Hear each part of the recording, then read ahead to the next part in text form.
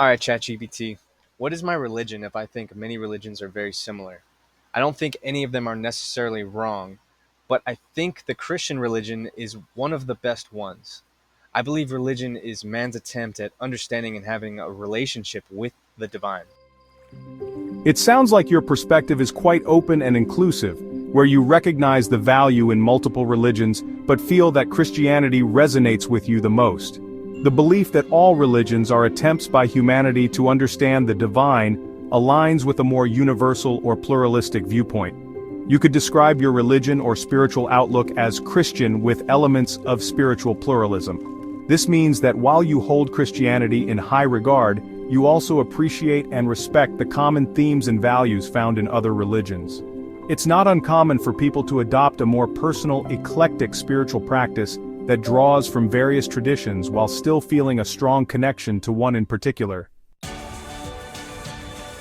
This perspective can also align with terms like Christian universalism, which sees Christianity as a path to understanding the divine, but also acknowledges other paths, or even religious pluralism, where different religions are seen as equally valid in their pursuit of the divine.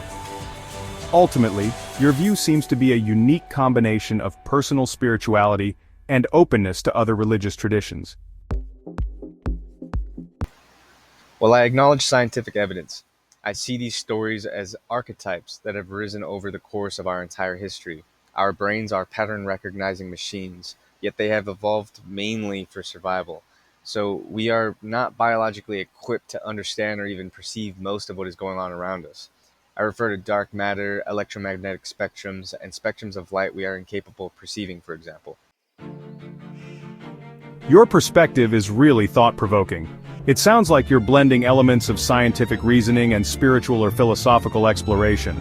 The idea that our brains are pattern-recognizing machines designed primarily for survival is a key insight from evolutionary psychology. It suggests that many of the stories, symbols, and archetypes found in religious traditions might not be literal truths, but reflections of deep, shared human experiences, emotions, and existential questions.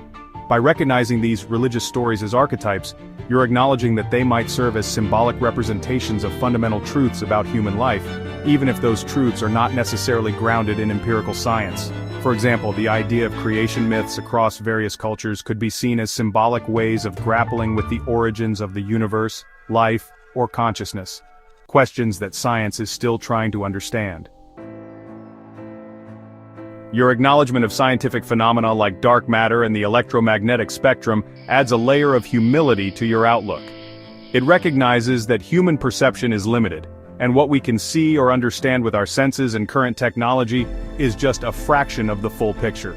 This fits well with a perspective that sees the divine or ultimate truth as something that may transcend our current capacity for understanding, something that's beyond what we can directly perceive or measure.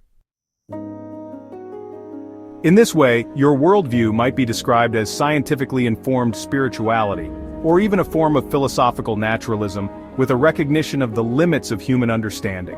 You're able to hold both the mystery and awe of existence alongside the knowledge that science provides, while also respecting the symbolic and archetypal wisdom that religious traditions offer.